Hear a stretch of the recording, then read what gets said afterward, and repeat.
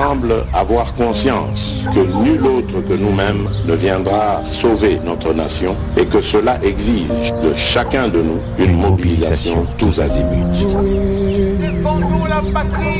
Peuple congolais, il est temps de nous lever, de nous serrer les coudes et d'agir pour défendre notre patrie, notre intégrité territoriale et l'intangibilité de nos frontières.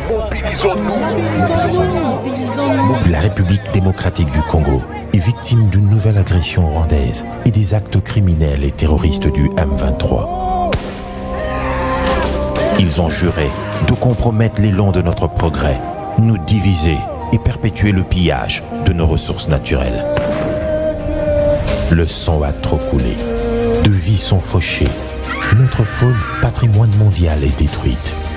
La situation humanitaire est alarmante. Nous avons un devoir sacré de résistance patriotique et populaire. Pour cette cause nationale, mobilisons-nous.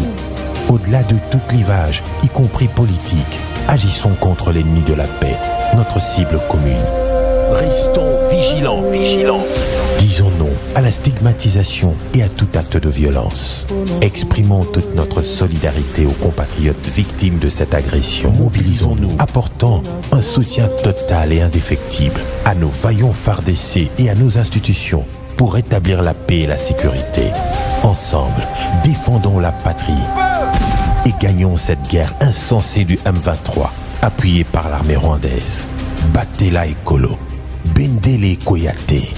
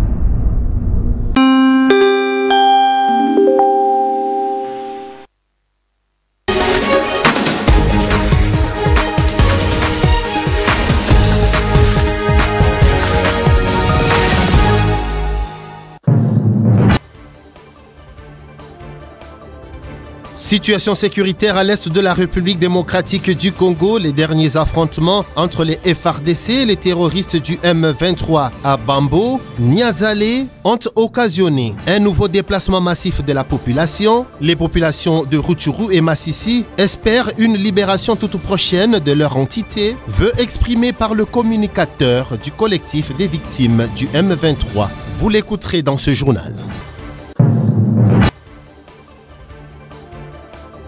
En cette période d'agression de la République démocratique du Congo par les forces du mal rwandaises et M23, une collaboration entre civils et militaires doit être renforcée. C'est le message fort du général-major Bombele, commandant du service d'éducation civique patriotique et action sociale des FARDC. Il a tenu une causerie morale à l'attention des militaires de la garnison de Goma.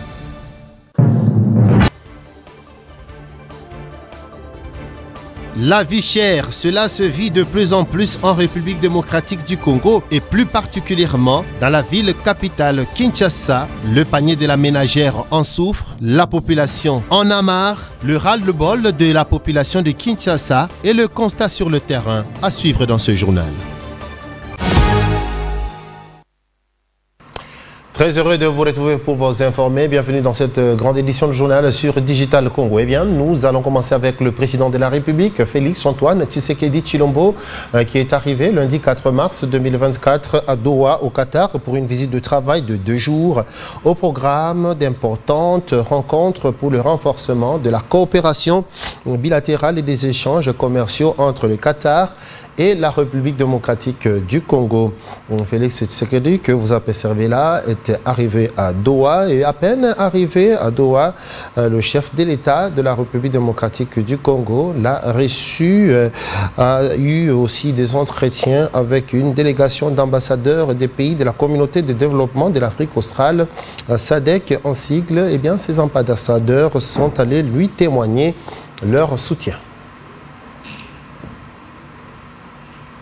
Retour en République démocratique du Congo et situation sécuritaire à l'est de la RDC. Eh bien, les forces armées de la République démocratique du Congo, FARDC, sont en train de repousser les terroristes du M23. Voilà qui crée de l'espoir dans les chefs des populations de Rutshuru et de Massissi qui espèrent une libération toute prochaine de leur contrée.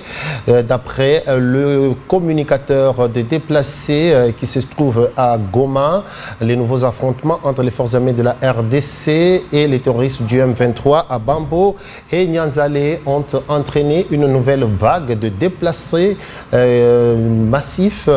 Et le communicateur de ces déplacés s'appelle Josué Kabanza, appelle à une intervention urgente du gouvernement en vivre et non vivre. Il a été joint au téléphone par Amina Mouacha. Oui, nous suivons la situation. Oui, Rutshuru Massissi sera libéré par en tout cas la force de la résistance, des jeunes braves de différentes communautés de la province qui ont refusé de collaborer avec les agresseurs et qui ont choisi de combattre aux côtés des FARDC. Donc les jeunes de la province ne pouvaient que choisir la résistance et combattre l'ennemi parce que ce sont nos terres, ce sont nos mamans, ce sont nos sœurs, ce sont nos cousines, ce sont nos petits frères qui sont en train d'être tués, violés et d'autres sont privés de l'éducation juste parce que l'ennemi veut occuper, non seulement il veut, mais aussi il est en train d'occuper nos terres dans ses appétits expansionnistes. Pour gérer l'entité, les M23 ont installé des administrateurs à tous les niveaux, mais pour nous, ce sont des marionnettes, ce sont des personnes illégitimes. Ils feront face à la justice quand la guerre prendra fin et ils vont payer en tout cas le prix de leur traîtrise parce qu'aucun crime ne restera impuni. Les déplacés sont en train de vivre un drame, en tout cas humanitaire, ils sont privés d'assistance. Les affrontements d'hier et aujourd'hui dans la partie vers Bambo, Nyanzale, a entraîné un déplacement massif de la population et en tout cas qui sont dans un besoin humanitaire précaire. Donc au gouvernement d'apporter un appui à tous ces compatriotes victimes qui ont refusé de rester dans les zones occupées par le M23 et aller dans des zones sous occupation de l'armée loyaliste. Et il a été lancé ce mardi 5 mars 2024 en territoire de Béni, province du Nord Kivu. Les travaux de haute intensité de main-d'œuvre, de réinsertion des ex-combattants et des bénéficiaires communautaires. C'est dans le cadre du projet PDDRCS au Nord Kivu, cérémonie présidée par l'administrateur militaire assistant du territoire de Béni, correspondance Bervedi Calmer.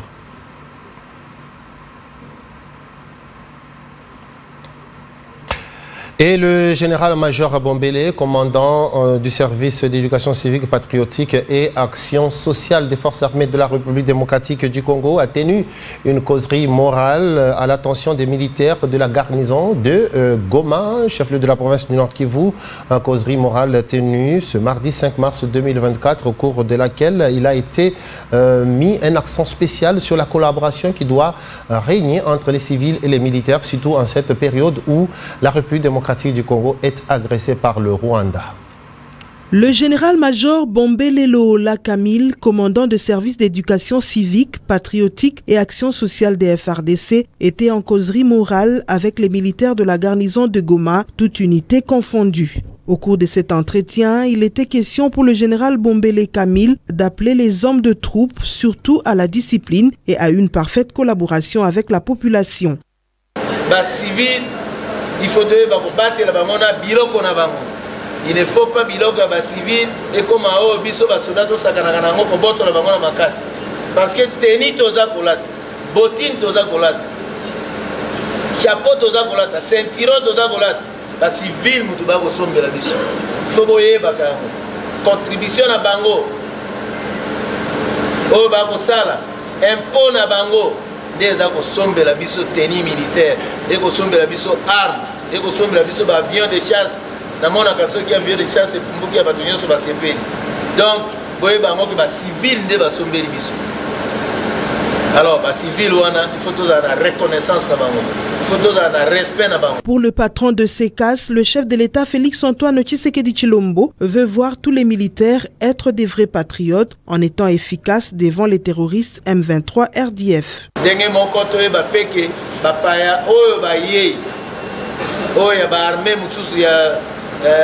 Afrique australe, vivre bien à Bango. Tous en Bango qui toque. Soyez bakola qui sabango que tous les soldats disciplinés, tenir na biso ezala exemplaire. Ba unité, il faut que unité nyonso ya Congo ezali unité ya FRDC. Ata to kesali na bilamba kolata tozali biso so unité moko awa tozana front mokonzo ata commandant des opérations des motos akopesa biso mitindo poto eba kosala oyo nyonso akosenga biso. Naza ko insister makambo ya ba traître baza na kati na biso ba sodo toza patriote te togani. Soulignons que le général-major Bombelelo La Camille a tenu cette causerie morale pour transmettre le message de réconfort à tous les militaires engagés au front contre les terroristes du M23 au nom du chef de l'état-major des FRDC, le général d'armée Chiwewe Songesha Christian. Écho des forces armées de la République démocratique du Congo, toujours à Goma, dans la province du Nord Kivu, eh bien, le général-major Shora Mabundami s'en va. Il quitte le commandement de la 34e région militaire. Le général-major Elengbia a pris le bâton de commande. C'était lundi 4 mars 2024. Déborah Mouzou. Le général-major Alengbia est désormais le nouveau commandant 34e région militaire et commandant opération dans la province du Nord Kivu. Il a pris ses fonctions le lundi 4 mars en remplacement du général-major Shora Mabundami. La remise et reprise s'est faite en présence de leurs collaborateurs. Le nouveau commandant Task Force a réuni le commandant de grandes unités juste après sa prise de pouvoir en leur donnant de directives de travail pour la réussite de la mission lui confiée par le chef de l'État, à qui il a rendu un vibrant hommage.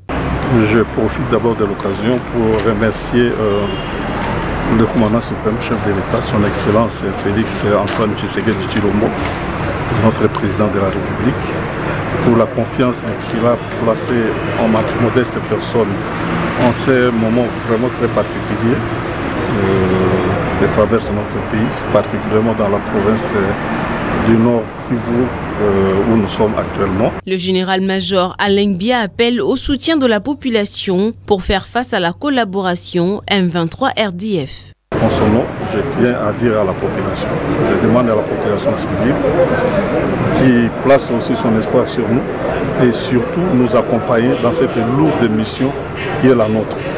Parce que sans la population, sans le soutien de la population, nous ne pouvons absolument rien. Lorsque je regarde comment se battent nos jeunes de VDP, je me dis c'est l'engagement qui devrait animer tout citoyen congolais en ce moment très particulier de notre pays. Il faut signaler que le général-major Alengbia occupait la même fonction dans la province du Congo central à la 12e région militaire. Et comment développer un marché commun et faciliter les échanges des biens et des services. Toutes ces questions ont été abordées lors d'une séance de travail qu'a eu le ministre de l'État, ministre de l'intégration régionale, dans son cabinet de travail lundi, avec une délégation du marché commun de l'Afrique australe et orientale. Un compte rendu, Bénédicte Ndembe. Conduite par sa directrice Mary Gurur, accompagnée du président et deux vice-présidents de la CONAC, la délégation du marché commun de l'Afrique orientale et australe, COMESA, a échangé avec le ministre d'État en charge de l'intégration régionale, Antipas Mbusa Nyamwisi, sur plusieurs questions économiques. Il était aussi question pour cette délégation de présenter ses civilités au patron de l'intégration régionale qui gère actuellement le COMESA, mais également lui faire rapport des discussions engagées avec la CONAC, Commission nationale de la concurrence RDC, sur le décaissement des fonds alloués aux opérations de fusion qui vont se dérouler dans les jours à venir dans le but de promouvoir le marché commun en facilitant les échanges des biens et services.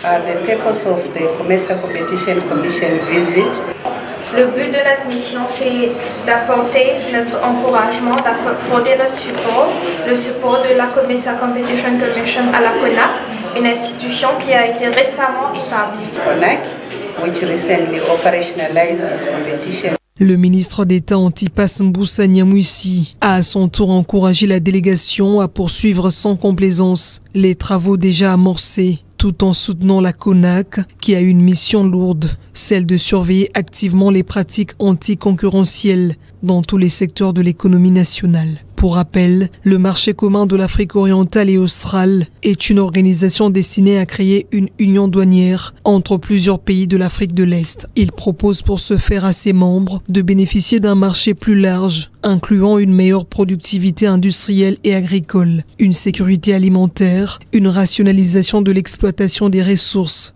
de l'harmonisation des politiques monétaires et financières, ainsi que l'amélioration des infrastructures de transport et de communication. Rentrons à Kinshasa, capitale de la République démocratique du Congo, où la situation devient de plus en plus compliquée. Les prix des biens de première nécessité à prix de l'ascenseur, eh bien, la situation devient intenable pour les familles qui ne savent pas à quel sens se vouer. La vie devient de plus en plus chère à Kinshasa. Les familles n'arrivent pas à s'en sortir et cette population est en train de crier, regarder vers les autorités qui ne réagissent pas du tout, le ras-de-bol de la population à travers ce constat qui a été fait par Ruth Moussana. Au grand marché de Kinshasa, ce mardi 5 mars, acheteurs et vendeurs ne savent plus à quel sens se vouer. Les prix changent chaque jour et de manière inexplicable.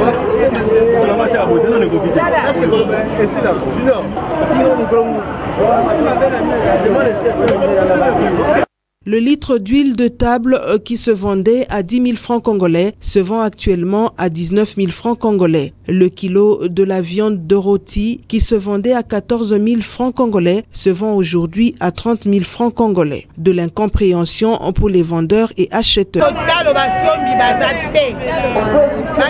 En tout cas, nous ne vendons pas. On se pose la question de savoir où va ce pays. C'est du jamais vu.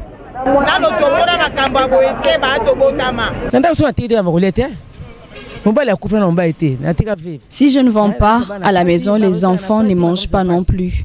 Les prix des denrées alimentaires ont tellement haussé que je ne sais quoi faire étant une femme veuve.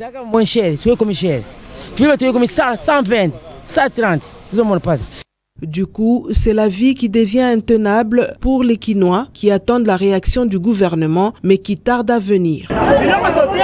Les prix des denrées alimentaires que nous vendons sur les marchés vont de pair avec le taux d'échange. On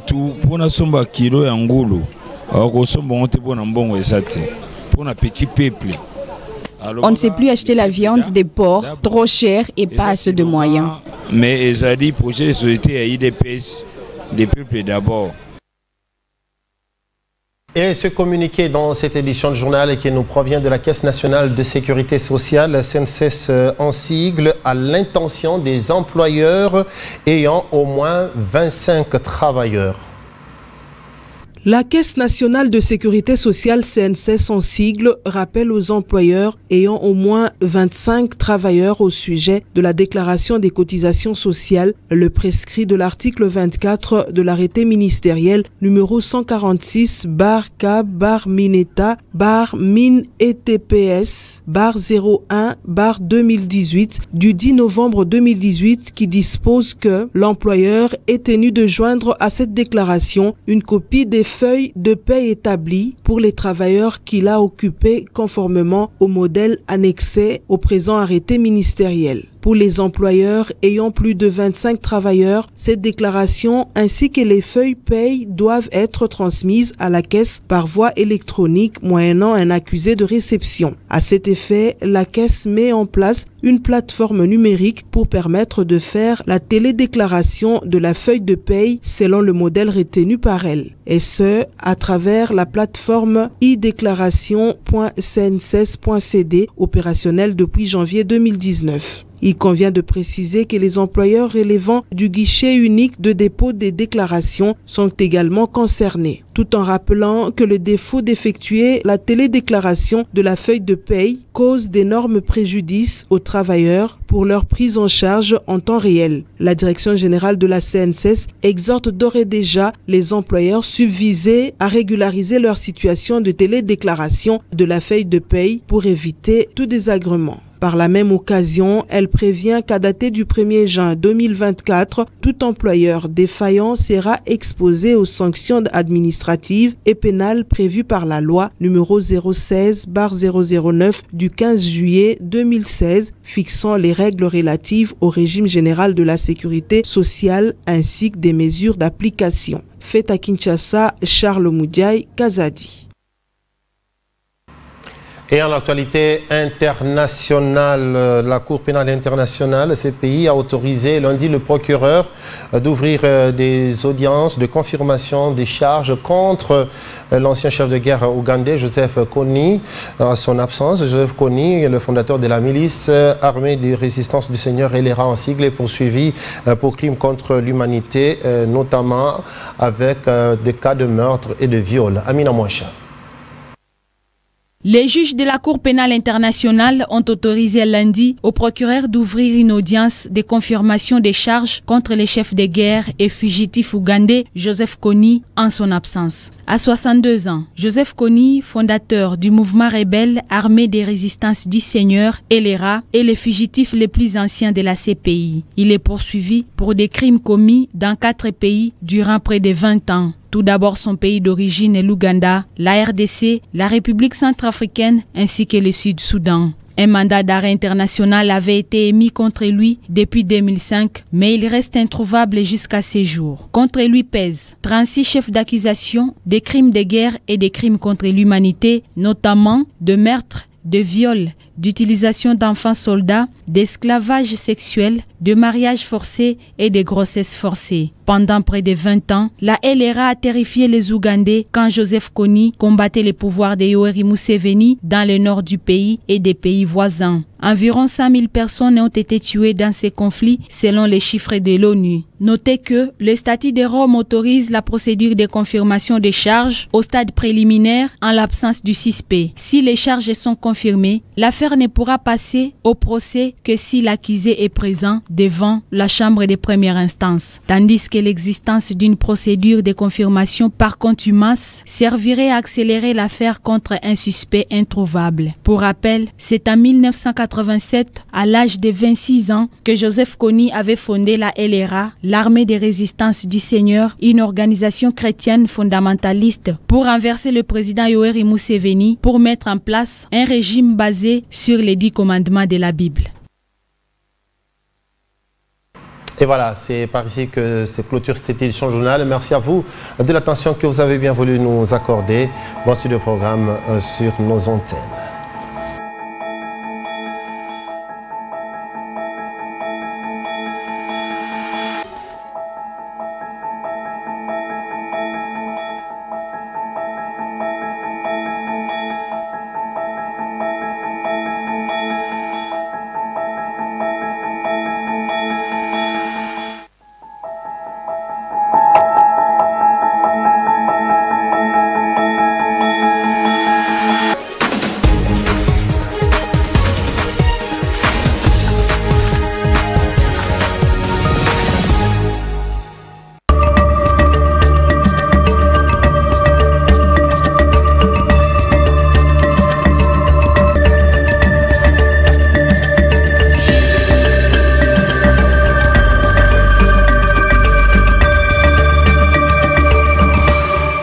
Bienvenue madame, messieurs à cette revue de presse de ce mardi 5 mars 2024 à Kinshasa. Affaire Okende, mise en garde aux adeptes de l'intox, titre en sa première page le confrère Le Phare. Dans une correspondance datée du samedi 2 mars 2024 et adressée au procureur près le tribunal de grandes instances de Kinshasa-Gombe, le procureur général près la cour de cassation, Firmin Vondé, lui ordonne de reprendre urgemment contact avec la famille de feu Chérubin Okende afin de lui communiquer même par voie du dossier de justice toutes les pièces et documents émanant des experts et en rapport avec le suicide du regretté député national en juillet 2023. Ces hauts magistrats mettent en garde dans la même correspondance tout individu qui se livrerait à l'intoxication de l'opinion au sujet du même dossier, ainsi que cela se constate depuis sa conférence de presse du jeudi 28 février 2028. Le procureur général près la Cour de cassation a instruit les procureurs près le tribunal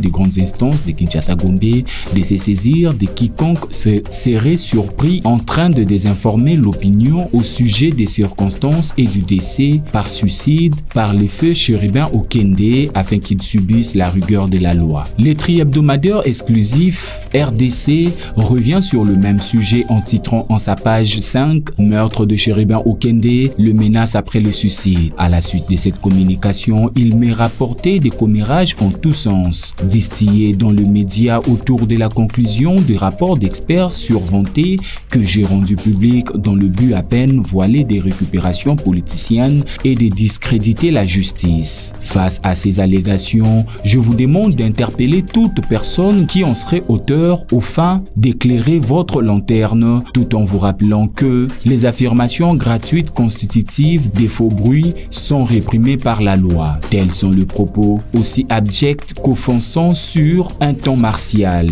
contenu dans le courrier du procureur général près la Cour de cassation, adressé par lui au procureur de la République près le TGI Kinshasa-Gombe.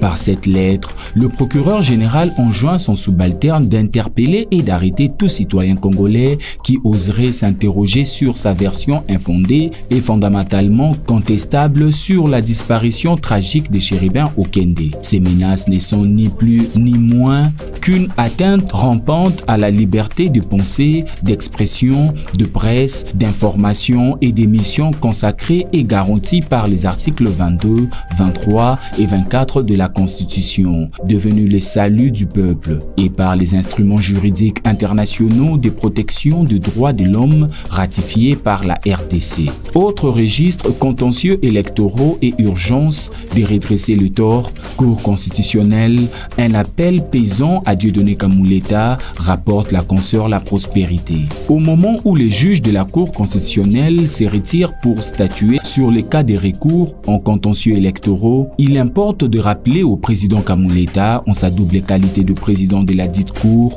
c'est-à-dire des derniers recours et des pasteurs, c'est-à-dire homme de Dieu, sa mission de redresser le tort, ce qui implique la responsabilité à la fois morale et légale de faire barrage à l'action nocive et néfaste de l'argent qui a transformé le traitement des dossiers et Dieudonné Kamuleta à l'œuvre de la justice équitable. Les arrêts de la Cour sont devenus une marchandise commerçable au bénéfice du plus haut franc compte tenu de l'enjeu du moment au regard de leurs intérêts personnels. Sous le feu croisé des critiques à la suite de son rapprochement avec le Rwanda, l'UE réaffirme l'incontournabilité du processus de Luanda et Nairobi pour la paix en RDC, note le quotidien Info 27. L'Union européenne UE réaffirme son soutien constant au processus de Luanda et de Nairobi pour le retour de la paix dans l'Est de la République démocratique du Congo. C'est ce qui ressort de la déclaration du haut représentant au nom de l'UE sur l'escalade des hostilités dans l'Est du pays.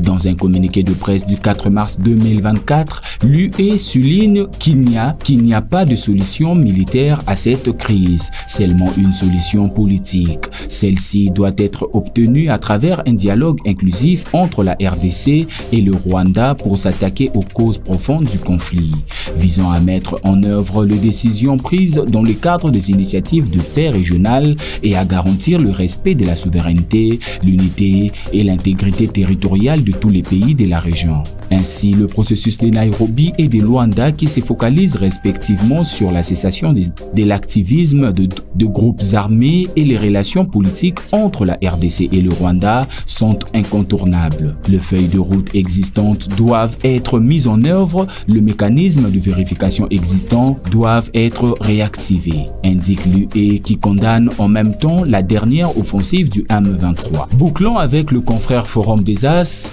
gouvernorat de la Mongala, guerre ouverte UDPS de Kabuya contre FPAO, des Bokumwana. Même entre alliés, personne ne veut laisser le morceau à l'autre. C'est le cas du regroupement politique FPO, force politique alliée à l'UDPS Tshisekedi, FPO Tshisekedi, qui met du bâton dans le roue de l'UDPS Tshisekedi dans la course au gouvernorat de la province de la Mongala. D'après des sources, l'Union pour la démocratie et le progrès social UDPS Tshisekedi, après concertation avec tous ses partenaires politiques, a présenté la seule candidature du député provincial Jean-Colin Makaka Papa Pekaka au poste de gouverneur de la province de la Mongala et engage tous ses cadres, militants et sympathisants à l'accompagner jusqu'à la victoire finale. Cependant, le même source exprime toute leur surprise de constater qu'Élisée Bokumwana, coordonnateur général de FPAO, vient de placer un autre candidat gouverneur en la personne des fidèles Tingo Bay. On ne comprend pas cette posture de ces regroupements qui avaient désigné le président de la République, Félix Tshisekedi, son candidat à la présidentielle de décembre 2023. À toutes et à tous, merci de nous avoir suivis.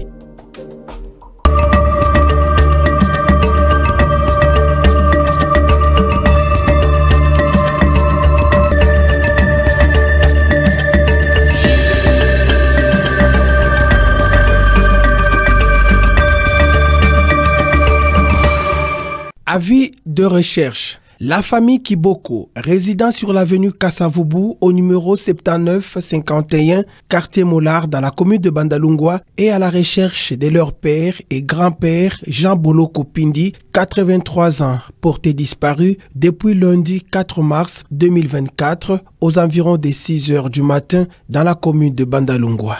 Elle demande à toute personne qui détient des informations susceptibles de l'aider à retrouver leur père de la contacter au numéro ci-après 09 98 73 75 70 ou encore au 089 97 48 944. Ce communiqué tient lieu de faire part.